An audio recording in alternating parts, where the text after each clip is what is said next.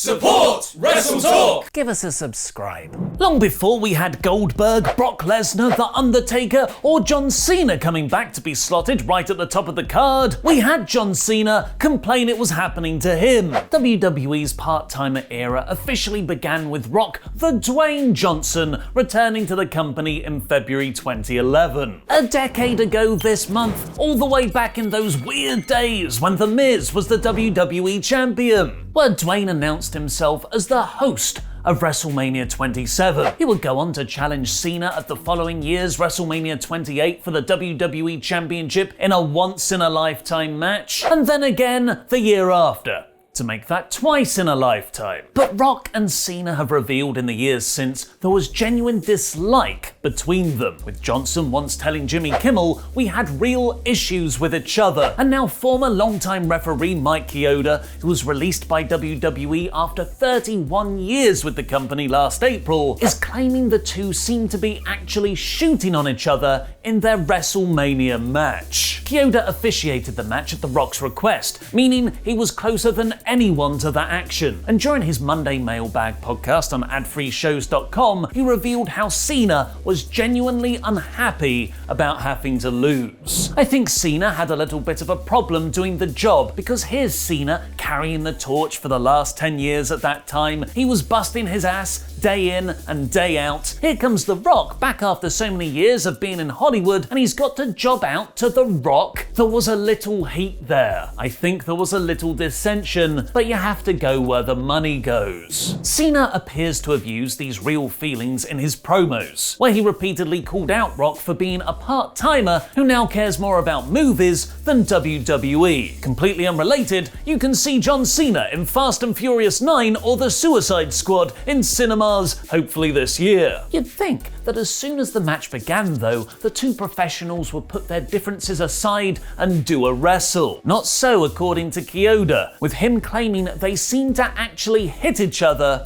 for realsies. They were really shooting, and I definitely felt, because when we were going over in the practice ring with certain things before that match, I felt there was definitely some tension. And of course, it was coming from John, because he has been busting his ass for this company, top guy, top merch, selling all the merch and everything, and I've got to job out to Dewey, to Dwayne. I felt the tension. I don't blame him, because he was busting his ass for 10 years. A Rock comes back, and and this is how we're going to do it, kid. I'm sure John was pissed of Vince. Cena has since revealed he apologized to The Rock for the tension between them during their Mania feud. It's also interesting to note that for their rematch for WrestleMania 29, Cena chose Chad Patton to officiate because he was going over. Chioda said he didn't want to have to count for Rock doing the job. Before we get on with the rest of the news, I'd just like to say a huge thank you to this video's sponsor, Manscaped.com and their performance package. Do you feel like you're just finishing the same way every time, with small package after small package? Then get the new Performance Package kit at manscaped.com/WTTV to change up your match finishes, where if you use the promo code WTTV, you'll get 20% off, 2 free gifts, and free international shipping. It includes the Lawnmower 3.0 waterproof trimmer with advanced skin-safe technology to reduce nicks and cuts. I used this at the weekend to shave my armpits. The Crop Preserver Ball Deodorant and Ball Toner Spray, which is a lifesaver in the summer and, let's be honest, in the winter too, because I'm just sitting on the couch playing video games and I get really smelly. The Weed Whacker Nose and Ear Hair Trimmer, which I personally have to use every Sunday because my hair grows like a caveman, apart from where I want it to, on my actual hairline. And the Luxury Shears 2.0 Nail Kit with scissors, clippers, and a file. God, you're so luxurious. So upgrade your Manscaped routine with the Performance Package using my links in the video description below and the code WTTV to get 20% off, free international shipping, and 2 free gifts. The Shed travel bag, which makes me feel like a grown-up storing all my grooming products in. And The Manscaped anti-chafing boxer briefs. Support WrestleTalk, support your balls, and general male hygiene with Manscaped.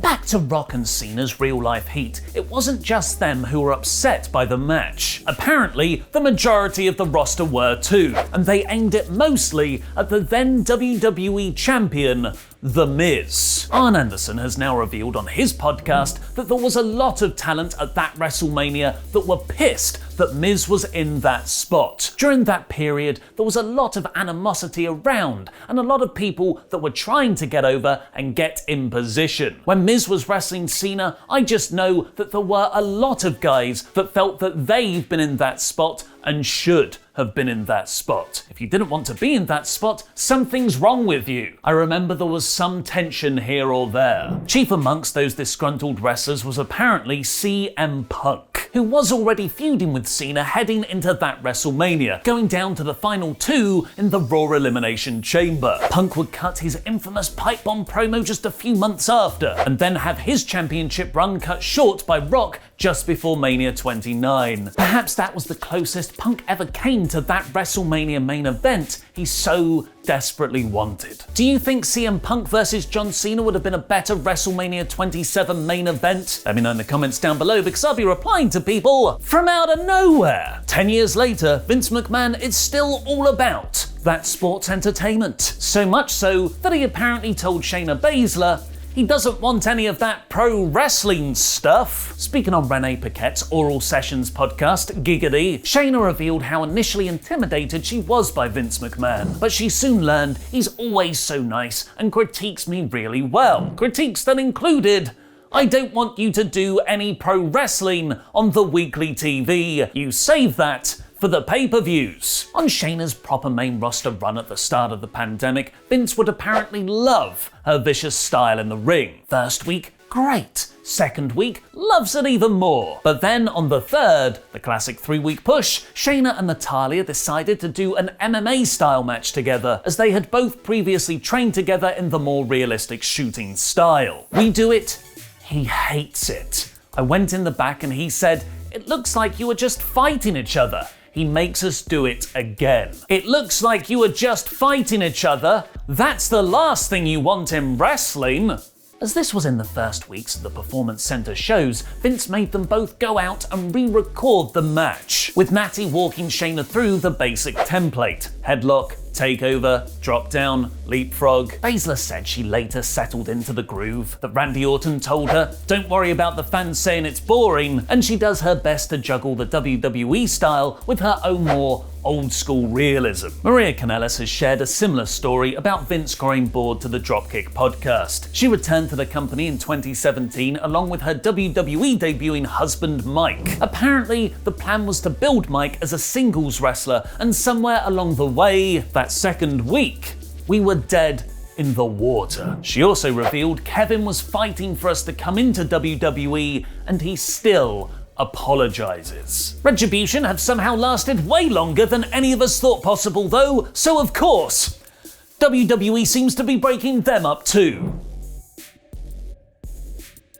Following their quick loss to the New Day on Monday's Raw, Ali berated T-Bar, Mace, Slapjack, Reckoning, Spunk, and all your other favourite biker mice from farts about losing, that they're embarrassing him, and he doesn't know how much longer he can put up with this crap. You and me both, Ali. WWE leaned into the idea of a breakup, tweeting, "Is there trouble brewing within Retribution? Eyes emoji!" And now Retribution's own members are kayfabe expressing their frustration on Twitter, with Reckoning tweeting, "How much longer do we have to deal with this crap?" While T-Bar posted, "Seems like a pretty good tag team to me." Ali himself rather forebodingly tweeted a clock emoji and then the cryptic message, "There's a difference between a bad driver and bad directions," which sounds more like he's shooting on WWE creative rather than his kayfabe faction breaking up. That, Randy Orton vomiting black liquid, and the fallout to Miz becoming the WWE champion at Elimination Chamber caused a massive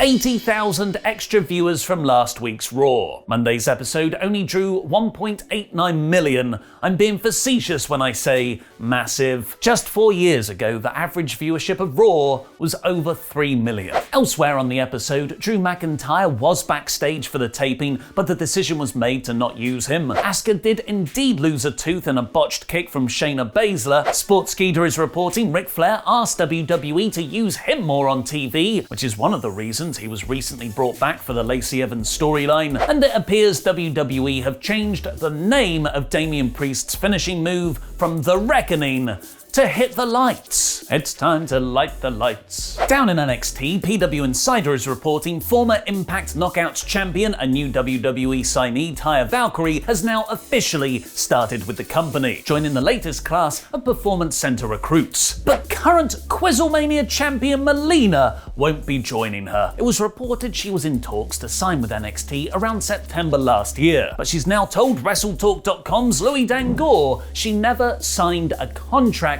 There was nothing going on. Just, hey, would you consider? Would you be open? I'm like, hell yeah. Well, it turned out I have like a bad knee and I can't wrestle. Melina made a cameo appearance on the January 4th Legends Night Raw, but otherwise hasn't been with the company full time since 2011. Make WrestleTalk.com your homepage for all the latest breaking wrestling news. Also, Melina to AEW confirmed. With AEW's next pay-per-view Revolution under 2 weeks away, the company president Tony Khan has teased to Brian Alvarez there will be old and new faces turning up on Dynamite very soon, which will shake up the landscape of all elite wrestling. One of these could be the 6th participant in the Face of the Revolution ladder match to crown the AEW title's #1 contender, who will be revealed on the pay-per-view. Khan also spoke on AEW's working relationship with New Japan, saying that it's only travel restrictions that are preventing more talent exchanges, but as soon as those are lifted,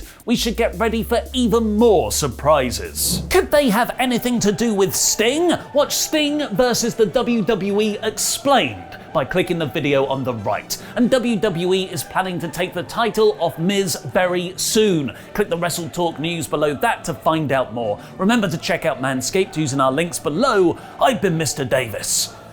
Jam that jam.